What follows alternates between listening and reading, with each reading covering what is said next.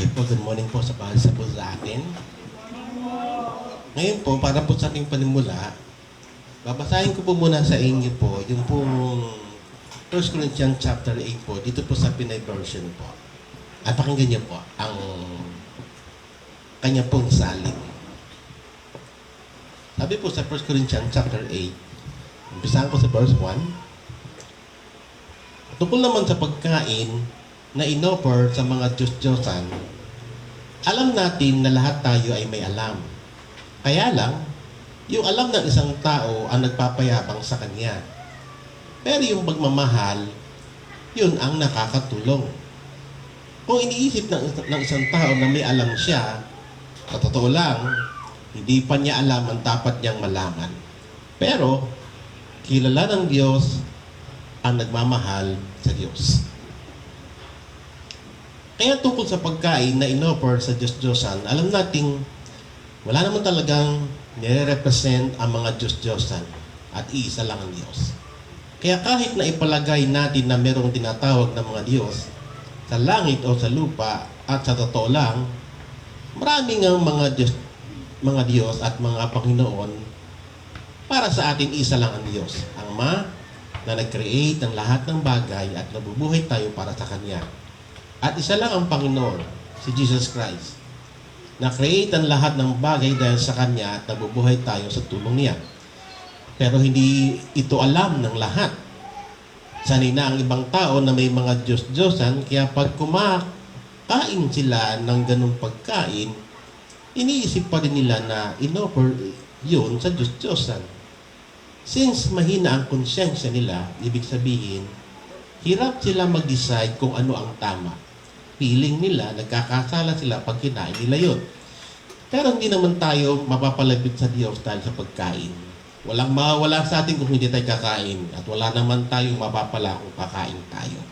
Yes, malaya tayong gawin ang gusto natin, pero ingatan nyo, huwag yun maging dahilan para magkasala ang taong mahina ang faith.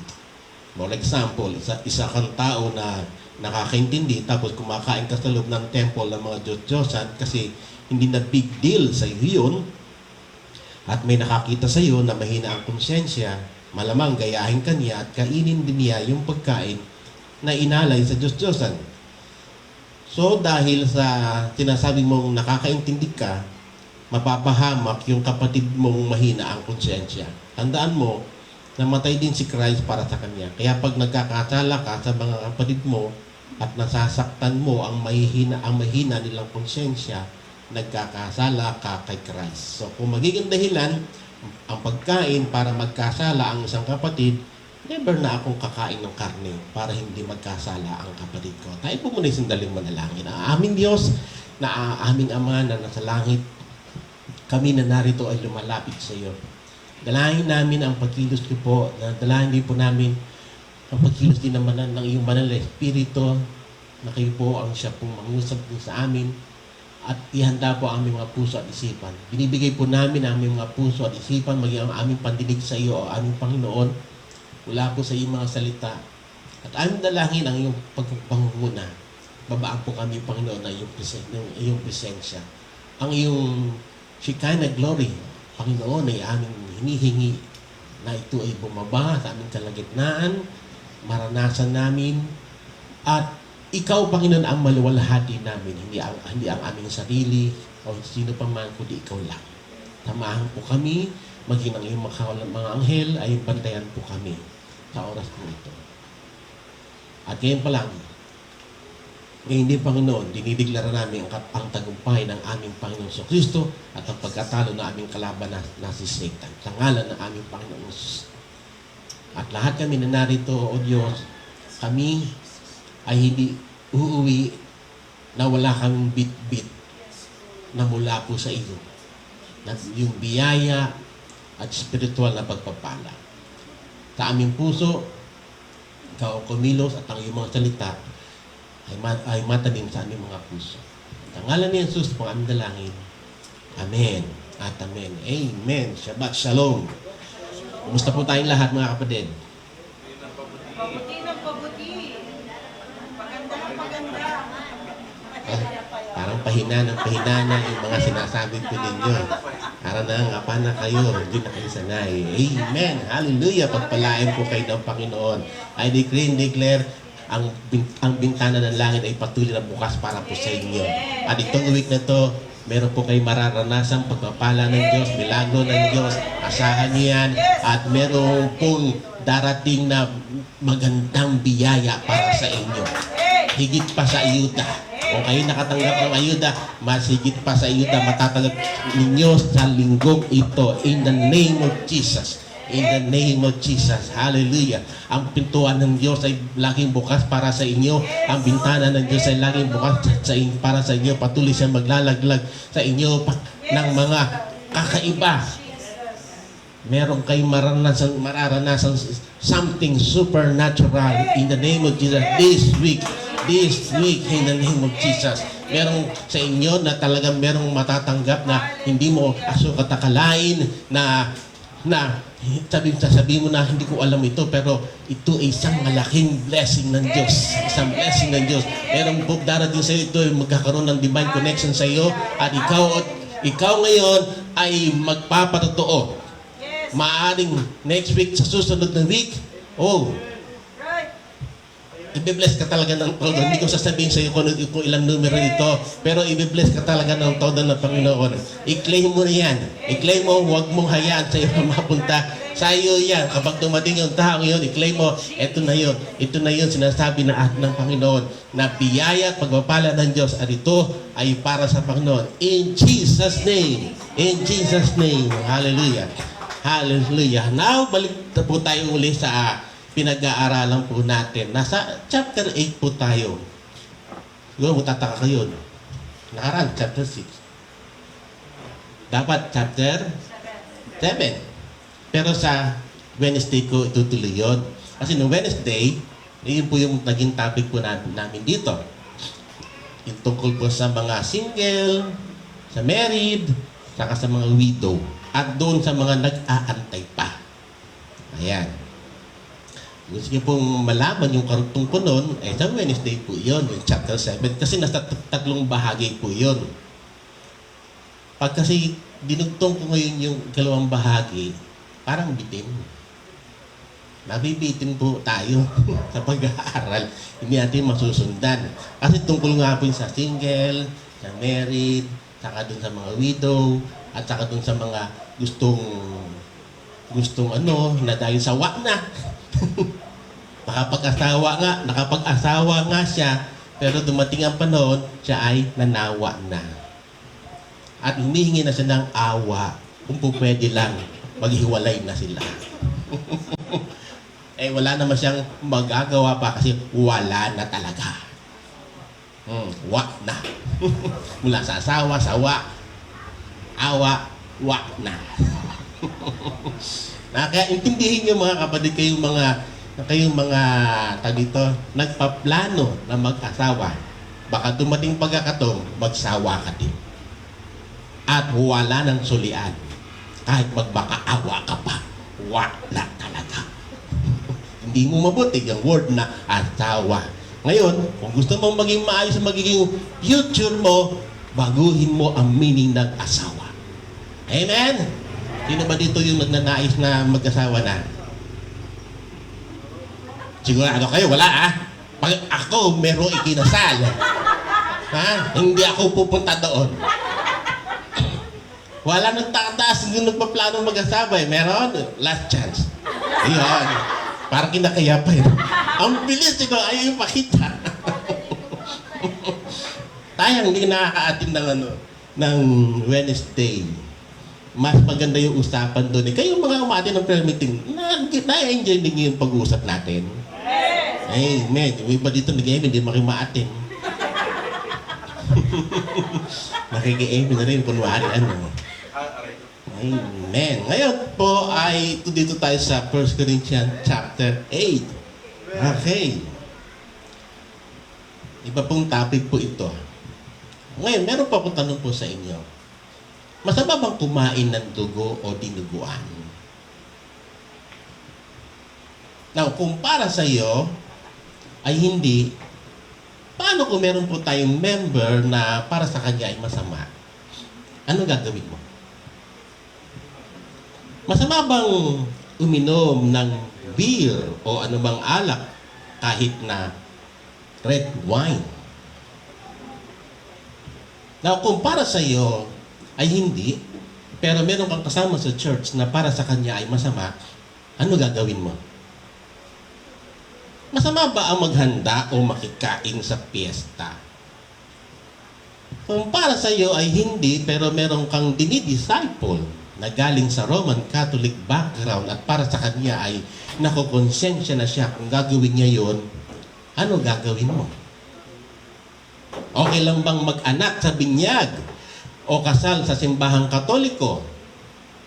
Kung para sa iyo ay okay lang naman, pero meron kang kasama sa church na iba ang pananaw tungkol dito, ano gagawin mo? Tama ba sa mga Christian na magpunta sa sementeryo tuwing undas? Na alam niyo po, ito po yung mga issue na hindi lang po basta about food, places, or events, pero meron po itong religious significance. Mayroon pong disagreement among Christians.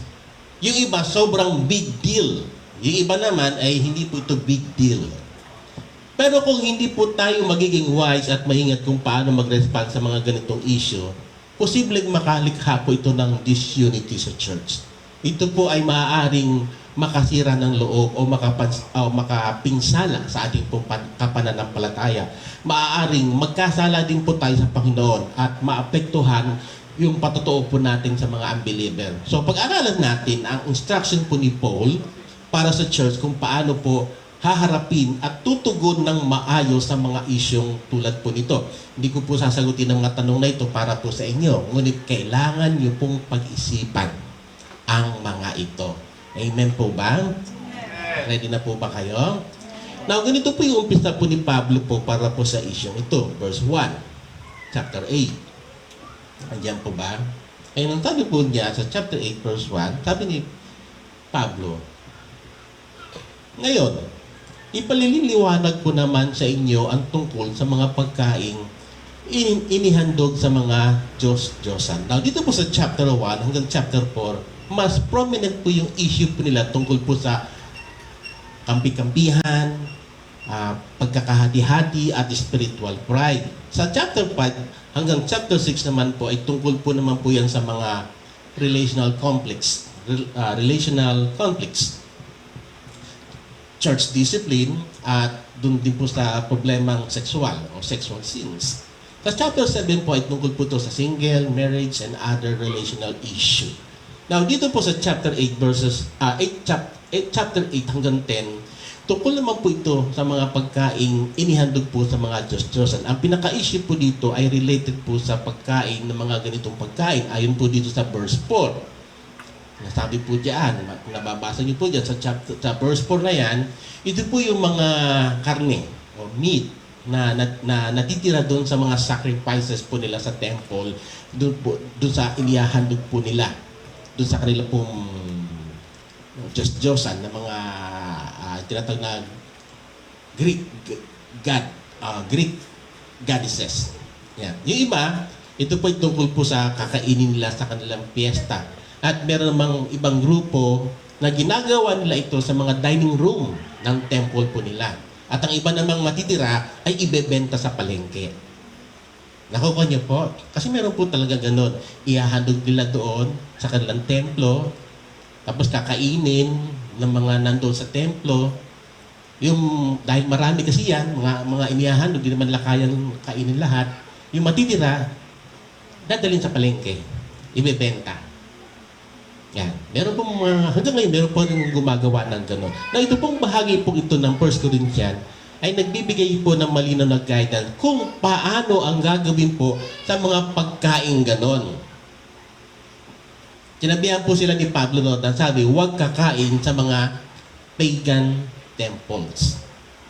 Naalala ko tuloy, yung binigay sa atin nung araw ng mga bigas. Galing po yun sa Singapore, sa templo ng mga monk.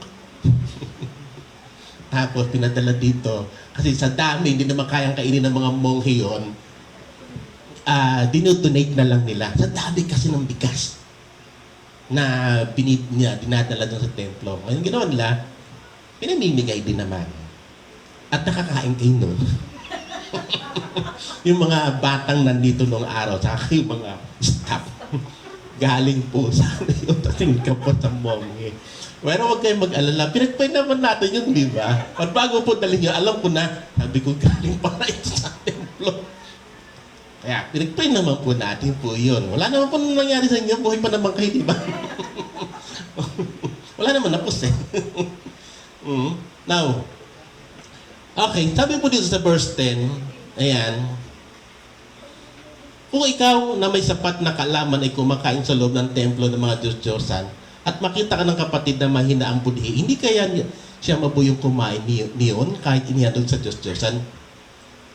Kung bakit po kasi, baka yun daw po ang ikapahamak ng kapatid nilang mas mahina o hindi kalawak yung pananaw nila tungkol po dito.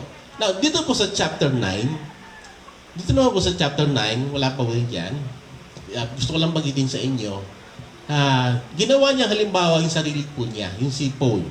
Kung paano kahit sa sarili po niyang karapatan ay hindi niya ginamit o ginawa para po sa ikabubuti ng iba. At doon sa chapter 10 verses 1 hanggang 22, sinabihan silang huwag kakain sa mga pagan temples.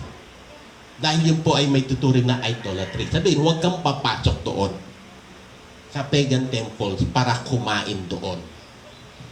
Sa chapter 10 verses 23 hanggang chapter 11 verse 1 naman, sinabi niyang ang pagbili ng karne sa palengke na maaaring galing sa isang pagan temple ay hindi naman po masama. Maliban na lang kung makakahadlang ito sa pagpapalaganap ng ebanghelyo. Na sinabi po niya sa bahaging ito na anumang gagawin natin about this or issue or any other issue na hindi natin mapagkakasunduan at kung hindi naman compromising sa gospel, gawin natin lahat for the glory of God at para sa church at alang-alang sa ebanghelyo ni Kristo. Na dito po sa chapter 8, ipapaalala po niya sa kanila na sa pagharap niya sa issue nito, anumang daw pong nalalaman mo, yung knowledge, ay dapat makatulong sa iyo at sa kapatid mo kay Kristo. Now, ang goal po nito, ganito po yung sinasabi po sa verses 1 to 3. Okay, ganito po sabi niya sa verses 1 to 3. Alam nating may kaalaman tayong lahat, gaya ng sabi ng iba. Ang kaalamang ito ay nagtutulak sa tao na maging mapagmataas. Subalit, ang pag-ibig ay nakakapagpatatag. Ang nag-aakalang may nalalaman siya ay hindi pa nakakaalam ng dapat niyang malaman. Ngunit, ang umiibig sa Diyos ay kilala ng Diyos. Now, pinapaalala niyo dito na ang goal ng kaalaman o knowledge ay pagmamahal. Pakisabi, pagmamahal. Now, kung lumalawak ang kaalaman natin, dapat mas umiinit din ang pagmamahal natin sa Diyos. Amen. At sa mga kapatid natin sa ating Panginoon. Amen? Amen. Kung lumalawak ang nalalaman mo tungkol sa Bible, dapat lumalawak din ang pagmamahal mo. Amen po ba? Amen. Sinabi niya sa verse 1 na may kaalaman tayong lahat.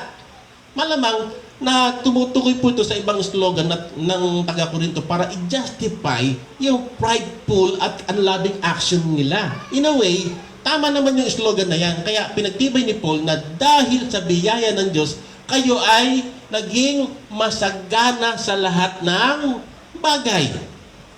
Maging sa panalita at sa kaalaman. At meron naman talaga sa kanilang spiritually gifted talaga. Lalo nung higit sa knowledge. Kaso, hindi nila naangkop yung kaalaman pong ito. Kaya paulit-ulit po niyang binabanggit itong knowledge na keyword po sa chapter na ito dito po sa verses 7, 10, and 11. At dito sa verse 1, paalala niya sa kanila na ang nagiging resulta po nitong kaalaman sa kanila ay kayabangan. Nagiging mapagmataas na sila. Sabi diyan sa English, knowledge pop up. Sabihin, parang lobo na pinupuno ng hangin, lumalaki yung ulo, nagiging mahangin. Alam niyo yung ibig sabihin? Marami nga siyang alam, malaki ulo niya, napupuno ng kaalaman, lumulobo, nagiging mahangin tuloy siya. Ito naman, mula sa chapter 1, pride na ang tinutumbok ni Paul. Sabi niya, hindi dapat arrogante ang dating. Hindi dapat ganon. Hindi dapat yung feeling na superiority. Yung bang mas mataas siya. Iba yung level ng kanyang kaalaman kumpara sa kanila. Parang sinasabi niya, mas marami ako alam kaysa sa'yo. Diba? Medyo parang may hangin, ano? Iba ang level. Tulad sa atin. Tulad din sa atin. Ang dahilan kung bakit po kayo ay umaatin ng SOD o SOL ay hindi po para lumaki ang ulo nyo, kundi para lumaki yung puso po ninyo sa pagmamahal sa church. Amen po? Meron na bang SOL? Wala pa. Umpisa pa lang. Ako? SOD pa lang ang inyong naampisahan. Okay.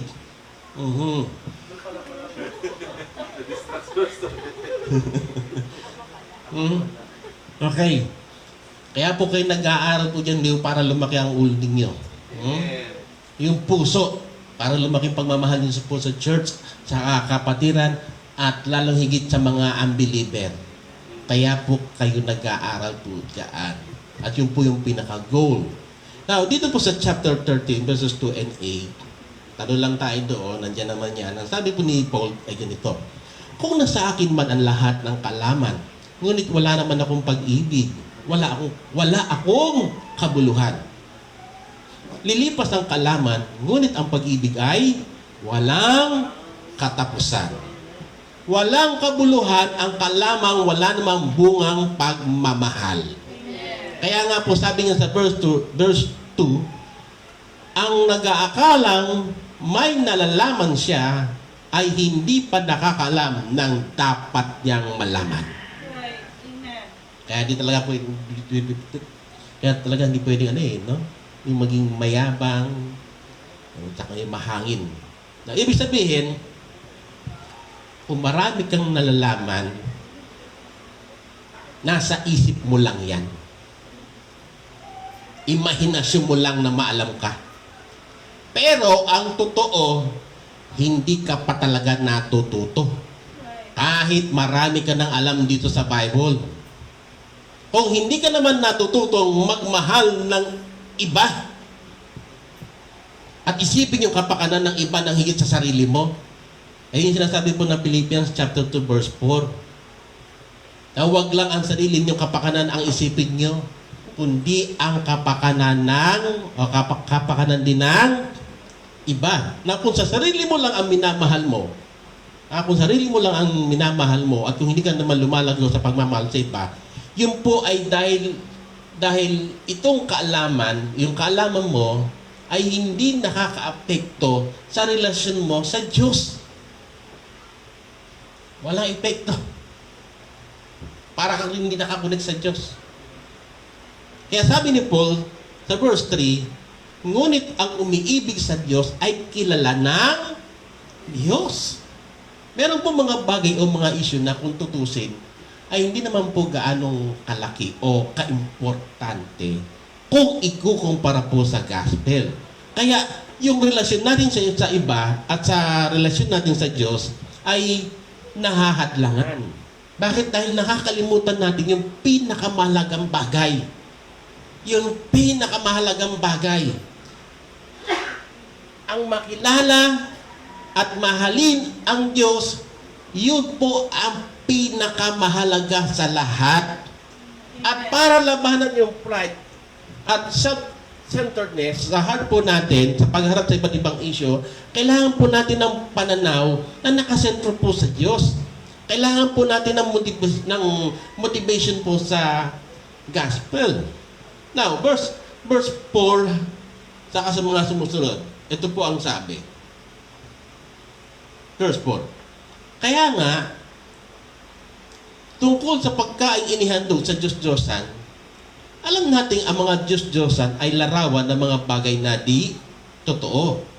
At alam natin isa lamang ang Diyos. Now, kung meron tayong tama at biblical na pagkakilala sa Diyos, malaki po yung may tutulong nito kung paano tayo magre-respond po doon sa mga issue na binabanggit ko po kanina doon po sa simula pa lang. Yung alam natin, yung po ang dapat maka-apekto na dapat nating gawin.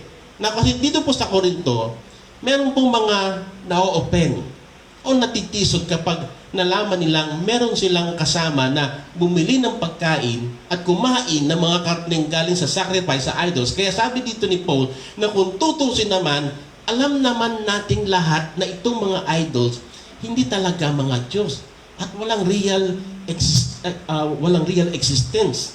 Now, although sa chapter 10 verses 19 to 20, sasabihin niyang not necessarily walang significance itong mga idol kasi meron itong tinatawag nilang demonic involvement. Pero dito, nililinaw niya na ito hindi parang meron bang yung ranking. Parang sa basketball na tinatawag na best team. O kaya sa boxing naman, na para meron sinasabi na best boxers. At kung sino yung number one. Na ang Diyos po natin, hindi po siya number one among the gods and goddesses na mga Greeks. He is the only one. Amen. Kasi wala namang ibang Diyos talaga. Siya lang. Amen. Yan po yung sinasabi po sa Deuteronomy chapter 4. At sa mga sumusunod na talata, verse 35, saka sa 39, saka sa chapter 6, verse 4. Ang sabi po ay ganito. Si Yahweh ay Diyos at wala nang iba liban sa Kanya. Tandaan ninyo at huwag kalilimutan na sa langit at sa lupa'y walang ibang Diyos liban kay Yahweh. And chapter 6 verse 4, sabi diyan, the Lord, yung Yahweh. The Lord our God, the Lord is one. Now, ito pong religion sa Corinto, tulad ng mga Hindus sa India, madami po silang tinatawag na mga gods. Alam nila na may Diyos. Kahit ang mga ateista, alam din po nila yan. Pero tinatanggi po nila ang katotohanan patungkol po sa Diyos. Yan po yung sinasabi sa Romans chapter 1, verses 23 to 25. Nang sabi po diyan, tinalikuran nila ang katotohanan tungkol sa Diyos. At pinalitan ng kasinungalingan ang pinaniniwalaan nila. Sa halip na ang Diyos na lumikha ang sambahin nila, yung nilikha ang sinasamba nila. Kaya sabi ni Paul, balik tayo sa chapter 8 ng 1 Corinthians, verses 5 to 6, sabi ni Paul, kahit na may tinatawag na mga Diyos sa langit at sa lupa, at ang mga tinatawag na mga Diyos at mga Panginoon ay marami, subalit para sa atin ay iisa lamang ang Diyos, ang Ama ng lumikha ng lahat ng bagay, at tayo nabubuhay para sa Kanya. Iisa ang Panginoon, si Jesucristo, at sa pamamagitan niya nilikha ang lahat ng bagay, at sa pamamagitan niya ay nabubuhay tayo. Now, iba po tayo sa mga unbeliever. Kasi, kilala natin ang tunay na Diyos. So, dapat, wala na yung pride saka self-centeredness sa relationship po natin sa ibang tao. Isa ang Diyos po natin. Ang Diyos Ama. Isa ang Panginoon natin. Si Jesus Christ. Hindi ibig sabihin, hindi Diyos si Kristo. Tulad po na sinasabi ng ibang relihiyon. Iba ang Ama sa Anak. Pero, pareho silang Diyos.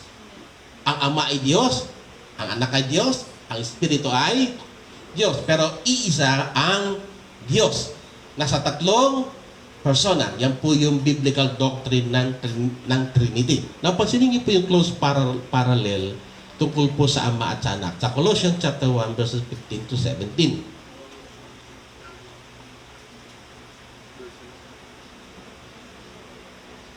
Nandiyan po, binanggit niya yung tungkol sa Ama na siya ang lumikha ng lahat ng bagay. At tayo nabubuhay para sa Kanya. Siya yung pinanggalingan at patutunguhan ng lahat. Tungkol po sa Ama, pinutukod po diyan sa verse na yan. Beginning and Alpha and Omega. Now, tungkol naman sa anak. Ang tinutukoy diyan, sa pamagitan niya ay nilikha ang lahat ng bagay. At sa pamagitan din niya ay nabubuhay tayo. Co-creator siya. Agent of creation. Now, ano ang kahalagahan ng doktrinang ito sa mga issue na pinag-uusapan po natin? Sa issue tungkol sa pagkain ng mga offered sa idols sa Korinto. Now, sabi, ano mang gagawin natin, tiyakin natin na nabibigyang karangalan ang Diyos.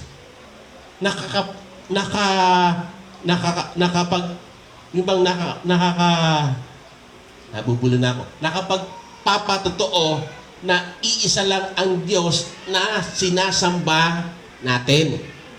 At huwag niyo pong tanggapin ang sinasabi ng ibang relihiyon na pareho lang ang pananampalataya natin sa kanila. Kayo ba ay nag-agree kapag sinasabi nila na pareho lang ang pananampalataya natin? Pero alam mo na siya ay sumasamba sa maraming Diyos. At tapos mag-agree ka? Huwag mong tanggapin. Now, kung sinasabi nila, pare-pareho lang yan. Kung sinasabi lang ganon, ipakita natin napakalaki ng pagkakaiba ng pananampalataya natin. Parang ayaw niyo? Iba ang pananampalataya po natin. Isang Diyos, isang tagapagligtas, isang ebanghelyo, wala nang iba pa. At kung maniwala man sila sa gospel, tapos nagbabaptize, at maging member po natin, well and good. Pero, wag nating i-expect agad na yung level ng doctrinal maturity nila regarding sa iba't ibang issue ay katulad na din na sa kanila at sa atin. Hindi agad yung level ng maturity nila ay mataas. Bagamat ikaw ay mataas na, hindi pa rin papantay po yun kung sila ay bago pa lang. Kaya sabi ni Paul, nakukuha niyo ako, nasusundan niyo ako. Now, verse 7, sabalit hindi lahat ay nakakaalam nito. May mga taong nasanay na sa pagsamba sa mga Diyos-Diyosan noong una. Kaya't hanggang ngayon, kapag kumakain sila ng ganoong pagkain, inaakala pa rin nila na iyon ay handog sa Diyos-Diyosan. Dahil mahina ang kanilang budhi. Ang akala nila ay nagkakasala sila kapag kumakain sila niyon. Kaya mayroong mga tao na bawal sa amin yan, naging Christian. Naging member natin. Tapos, hinahian. Ano?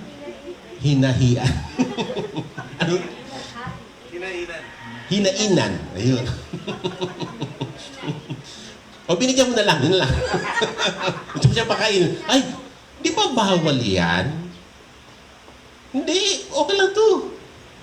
Bawal yan. Hindi dapat kainin yan. Paano kung ang ano mo ay, sabihin natin, meron ka na convert, na disciple mo, iglesia, saka sa Badista, o ano ba yung mga saksi. Kasi, okay, mga Muslim, mga umiiwas po yan eh. Marami mga iniiwasan pagkain yan. Ano gagawin mo? Ipapakita mo ba? Hindi bawal to. Kinain mo. Nilaklak mo. Tapos, ayun po yung ibig sabihin kasi dito. Kasi akala nila, yan ay, kaya kapag yan kinain mo, nagkakasala ka. Kasi ganun ang paniniwala nila eh. Huwag mong isipin agad na yun eh, baka sabihin natin eh, isang taon pa lang sa church at hindi na ipaliwanag mabuti sa kanya, hindi mo naturuan mabuti, paano niya tatanggapin yun? Maaring ma-open yan. Matitisod sa iyo yan. At isipin niya na ikaw, makasalanan ka. So, kung para sa atin, ay wala namang masama ang pagkain ng dugo at baboy, pero baka sa iba namang kapatid natin sa Panginoon, nababagabag yung kanilang konsyensya, na kapag sumalin na kapag kumain sila nun, pili nila guilty na sila. Hmm? At kung makita nila yung iba na kumakain noon, ay matitisod po talaga sila. Lalo na kung ang nakita nilang kumain ay yung mas matured pa kaysa kanya o kaya yung nagdi-disciple sa kanya. Ako, ibig sabihin, ikaw na nagdi-disciple sa kanya, kabago-bago lang yan. Sabihin natin, kalahating taon pa lang. Tapos, sa harapan niya, kumain ka ng dati niya namang hindi kinakain. Ano kaya ang kalalabasan? Maari kasi hindi pa ganun kalalim yung kalawak yung pagkaunawa niya tungkol sa gospel. Kailangan talagang ipaintindi yung gospel. At maari hindi pa nila naunawaan, sinasabi ng verse 8. Sabi yan sa verse 8, ang pagkain ay walang kinalaman sa katayuan natin sa harap ng Diyos. So, dapat maintindihan niya yan. Walang kinalaman ng pagkain. Kainin mo man yan o hindi. Eh, yun ang turo sa amin eh. Paano mo maaalis sa amin yan since birth? Tinuro sa amin ganun. Kailangan maipaintindi mabuti ang sabi ng Bible. Huwag yung sabi ng relihiyon. Ang kailangan, ano sabi ng Biblia? Ang pagkain ay walang kinalaman sa katayuan natin sa harap ng Diyos. Walang mawawala sa atin kung hindi tayo kumain ng ganoong pagkain. At wala rin kabutihang may dudulot sa atin kung kumain man tayo niyan. Kaya nga po, pinaalala ko sa inyo yung mga bigas. Nakakain kayo, handog yun. Wala naman nangyari sa katawan natin. Hindi naman tayo mga nag-backslide. Iyon po ay ibinigay ng mga monk na ayon sa puso po nila. Ibinigay sa kanila, ibinigay din nila. So, bagamat inoffer iyon, pero ang tingnan mo, ano ang nasa puso nila? Kaya nga dito papasok yun Kristiyano ko nga, pero madamot ka naman.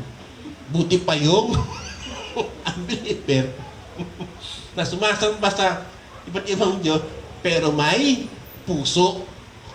O sino mas malapit sa Diyos?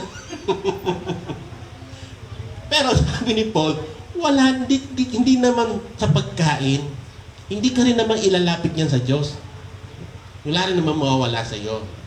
At wala rin naman mabuting magdudulot sa iyo kung kainin mo man yan. Hindi po yan makakabawas o makadadagdag ng sa spiritual standing natin sa harapan ng Diyos. Dahil sa ginawa po ni Jesus, we are totally accepted, totally forgiven, completely loved by God. Now, ang pagkakilala po sa Diyos, ang pagkaalam sa Ebanghelyo, yung po yung nagbibigay sa atin ng tamang pananaw sa pagkain at iba pang mga issue. Sabi nga po sa Romans 14:17, na ang ang kaharian ng Diyos ay hindi po tungkol sa pagkain o pag-inom. Ayan ang sinabi po ni Paul. Ang kaharian ng Diyos ay hindi tungkol sa pagkain o inumin. Ito ay tungkol sa matuwid na pamumuhay. At ano man po conviction po natin hinggil po sa mga ito, ay hindi po gumagawa sa atin na mas mababa o nakakahigit sa moral o espiritual. Ang ipagpipilitan, ay tanong ko sa inyo, ang ipagpipilitan mo ba, kapag merong mga taong ganyan sa harap mo, ang ipagpipilitan mo ba ay yung conviction mo? At patuloy na gagawin yung patuloy mong gagawin yung tingin mo na okay lang naman. Para sa iyo, okay lang naman. Pero paano kung magiging dahilan naman yan para yung kanyang pananampalataya ay humina? Sasabihin mo, okay lang naman kumain ito. Okay lang naman na. Hindi okay itong matrik na to. Okay lang naman uminom. Ay, ganyan na yung sinasabi ng iba. Paano? Kung yung iyong tinuturuan o yung believer, bagong believer na yan, ay hindi okay sa kanya. Baka yung pa maging dahilan para manghina siya. Sasabihin mong, wala sa akin to, malakas ako. Malakas ang faith ko. Meron akong supernatural healing. Ayan, talaga naman, no? Yung sinasabing, mukhang pop up na to. Yung ulo nito. Lumolobo na ang ulo nito. Nawawala na yung pagmamahal niya sa kapwa niya. Now, ano po ba yung dapat na maging focus? Tingnan niyo po yung 9 hanggang 13. 9 hanggang 13, sabi niya dito, ngunit mag-ingat kayo. Baka ang paggamit ninyo ng kalayaang kumain ng anumang pagkain ay maging sanhi ng pagkakasala ng mahihina sa kaniyang paniniwala. Naiintindihan po? Okay, kung naipapaliwanag ng malalim yan.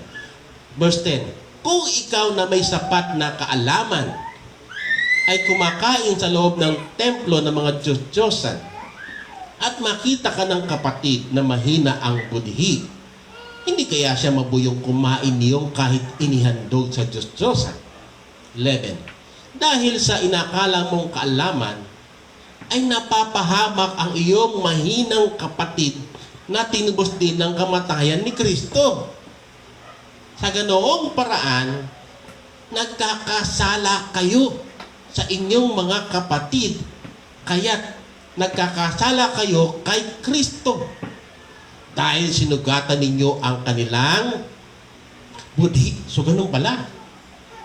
Kapag siya na-open sa'yo dahil sa pagkain na yun, kinain mo, sabi mo, okay lang, kasalanan pala yun.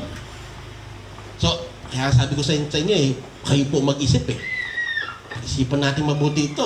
Verse 13, kaya nga kung dahil sa pagkain, ay itinutulak ko sa pagkakasala ang aking kapatid. Sabi ni Paul, hindi na ako kakain ng karne upang hindi siya magkasala. Naintindihan na? Malinaw na po sa atin ang tungkol po dito sa mga pagkain na halos nilalayuan na ng iba at sa iyo ay okay lang. Paano yung kanyang puso? Paano yung kanyang kaisipan tungkol doon? Sabi ni Paul, kung magkakasala siya, hindi ko nakakainin. Magkano mo, bibigay. Kabibahin na lang. Kaya tago mo na lang. Pag alis niya, saka mo kainin. Huwag mo kainin sa harapan niya. Sa naintindihan po, yun naman yung mali na na mababaw na dahilan. Lahat tayo mga kapatid may karapatan. Meron kang karapatang kumain at uminom kung ano gusto mo. Wala naman po tayong mga rules na ganyan na sa church na kung ano ang bawal kainin o kung ano ang pwede. Sabi ni Paul, mag-ingat kayo. Mag-ingat kayo. Pagkasabi sa katabi mo, mag-ingat ka. Ha? Hindi ito tungkol sa iyong karapatan. Ngayon pa naman po, usong-uso yung yung rights ko ito. Karapatan ko ito. Meron mga ganyan, talagang ibang klase kung makapagsalita Pero bago mo gawin ang karapatan mo, pag-isipan mo muna. Pause and reflect. Isipin mo kung ano ang epekto ng gagawin mo sa iba.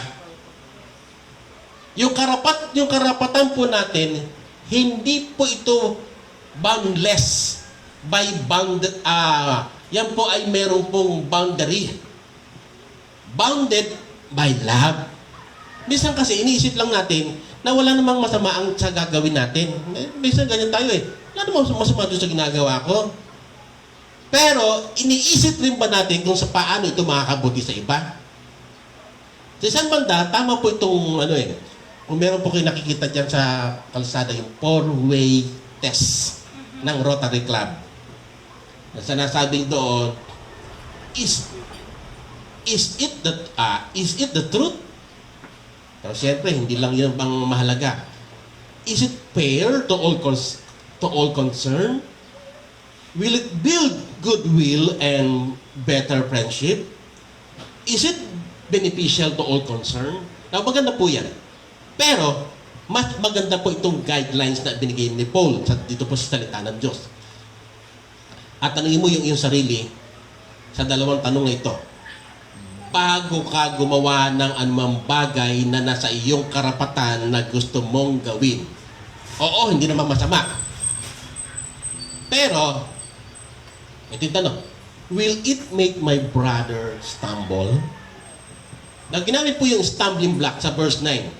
Sabi ni katitisuran o sanhi ng pagkakasala. Sa verse 13, dalawang beses po yung ginamit po dyan yung stumble na galing po sa Greek na skandalizo.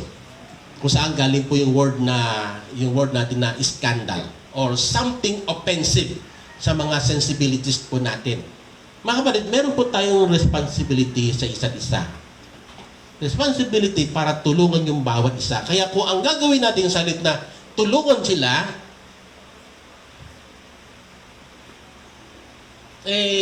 salit na masaktan sila, tulungan sila. Huwag mong hayaang madapa sila o masugatan.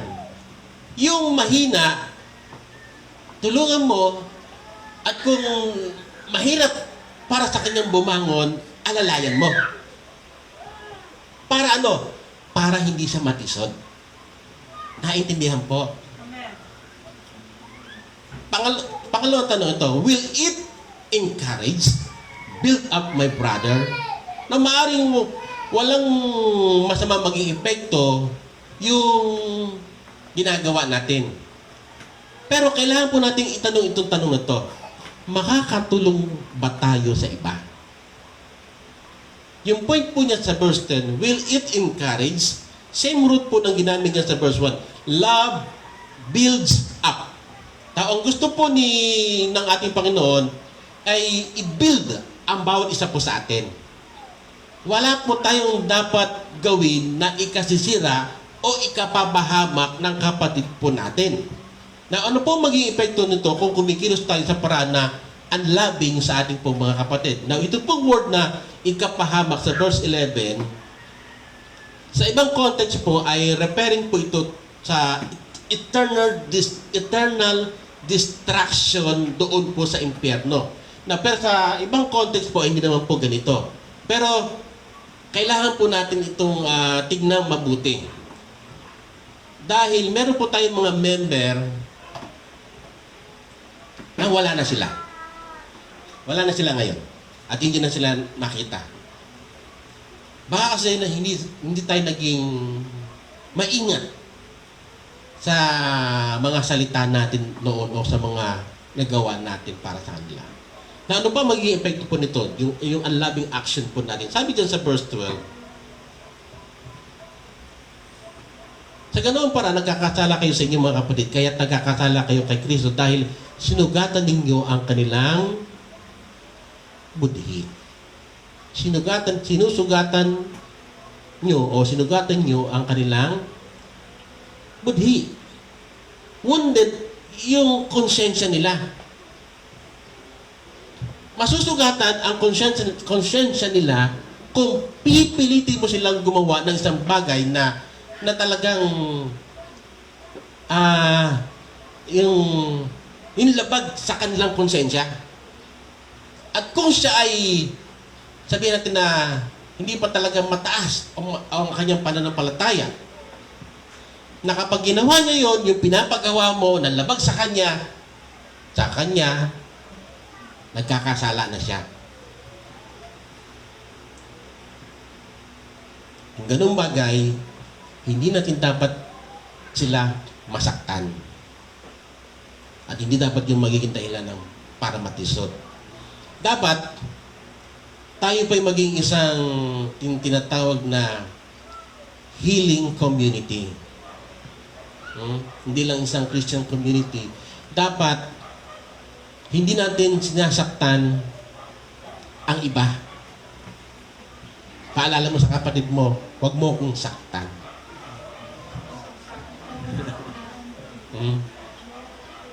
Alam mo na yun, ibig sabihin, huwag mo siyang sasaktan, yung kanyang konsensya, hindi ka dapat magiging dahilan ng ikatitisod niya. Dahil lang sa karapatan mo, o dahil lang dun sa pagkain at sa inumin. Hmm? Kailangan kasi yung meron tayong pagmamahal sa iba.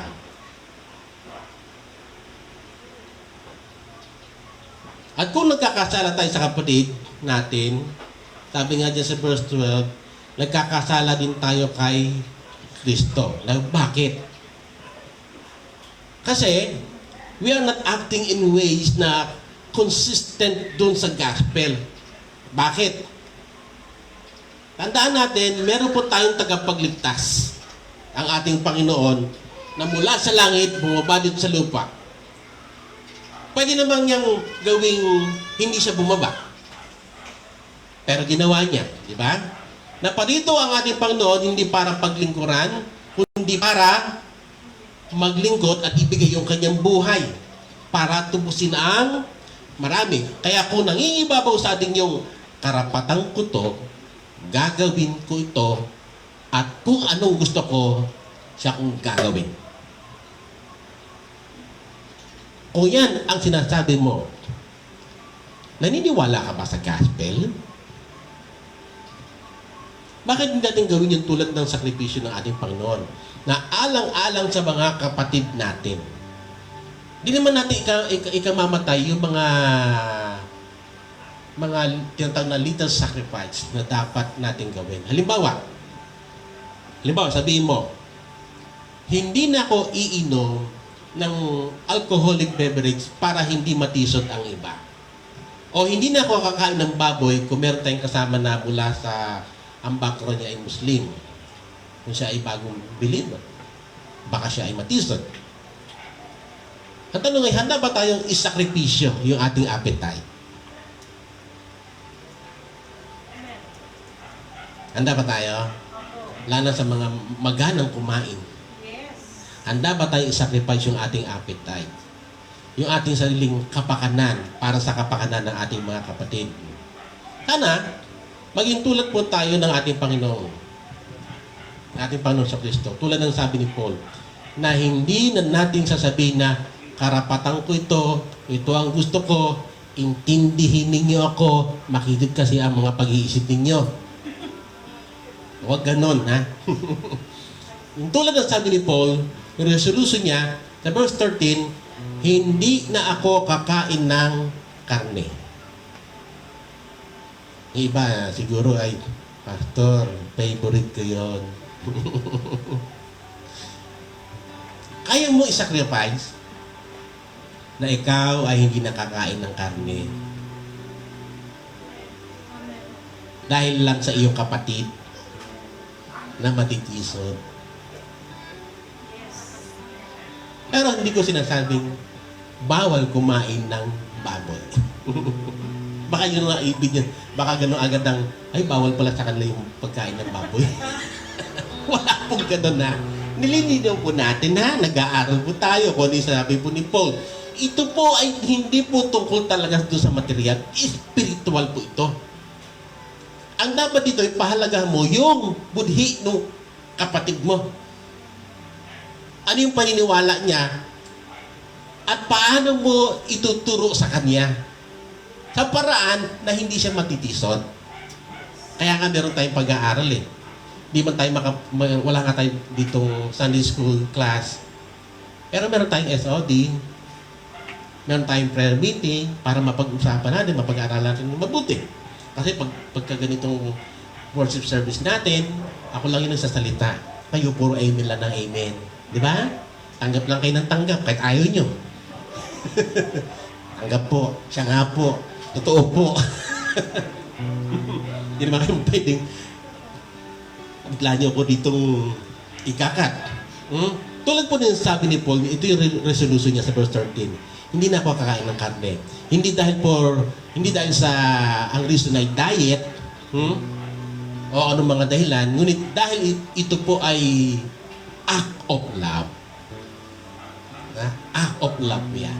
Paano kung ang katabi mo ay hindi yan kumakain ng kambing, paborito mo yun.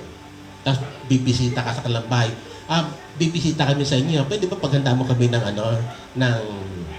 yung katulad ng kalderetang kambing? Hmm? Bawal sa amin yan, ha? Yun ang i-request mo? Na mga kapatid, i-consider po natin yung Philippians chapter 2 verse 4. Huwag yung kapakanan mo ang isipin mo. Ang isipin mo yung kapakanan ng iba. Alam nyo, hindi lang ito tumutukoy sa pang-spiritual at saka lang na tungkol din sa doktrinang ganito. Iyan po ay sinasabi rin sa mag-asawa. Madagdag ko lang. Kasi hindi pa tayo tapos sa chapter 7 eh. Mister, kapakanan mo lang ba lagi ang iniisip mo? Hindi mo ba iniisip ko yung kapakanan ng asawa mo? Minsan baliktad din eh. Mrs. Puro na lang ikaw. Hindi mo ba naisip ko yung kung ano ang makakabuti sa asawa mo, ang gusto mo ay kung ano yung makakabuti sa'yo? Naku, ako'y meron na rin kahapon. Tama ba na lahat ng pera nasa asawang babae at doon sa lalaki wala? Ni piso, wala. At ibibigay lang sa kanya 10 piso, tama na yan. Malaki na yan. Ay, pag-usapan natin sa Wednesday. Huwag ngayon, iba. Iba ito, baka bigla akong lumayo. So instead na yung tanong para sa atin na may masama ba dito? Dapat tanungin natin yung sarili natin. Makakabuti ba ito sa iba? Kasi sanay na tayo sa simula sa pagkabata natin na me. Puro tayo patungkol sa sarili natin. No? Puro patungkol sa buhay natin. Ang lagi natin iniisip. Pero kailangan natin itanong ito. Makakatisod ba ako sa iba? Makaka-encourage ba ako sa iba? Nakakatulong ba ako para sa iba na patungkol sa ebanghelyo para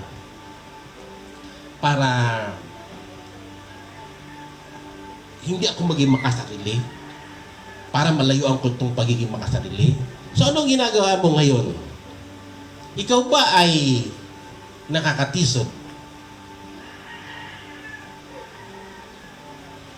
Yung bang parang sa isang bagay na wala naman talagang masama,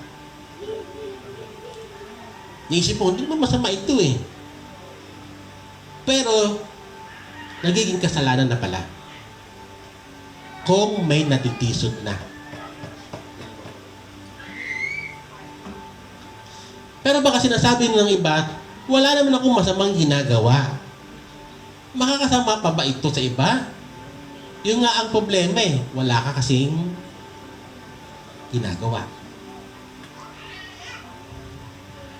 Tayo po ay member ng church na ito. At tayo ng mga member ng church, meron po tayong responsibility. Para tulungan ng iba. Marahil ito po ay tungkol sa pera. Marahil ito ay tungkol sa panalangin. Kung kailangan talaga ng mga kapatid natin ng panalangin, ibigay mo yung oras mo para manalangin para sa kanila. At yung kasi ibig sabihin ng pagiging member ng church. So ano ang ginagawa mo? Mas mabuting gumugol ka ng oras para sa pag-iisip tungkol yan. At pagsagot sa mga tanong na yan. Ano ba ginagawa mo ngayon? At ano ba ang mahalaga para sa iyo? Sarili mo lang ba? Nakapakanan? Hindi mo ba iniisip ang kapakanan ng iba?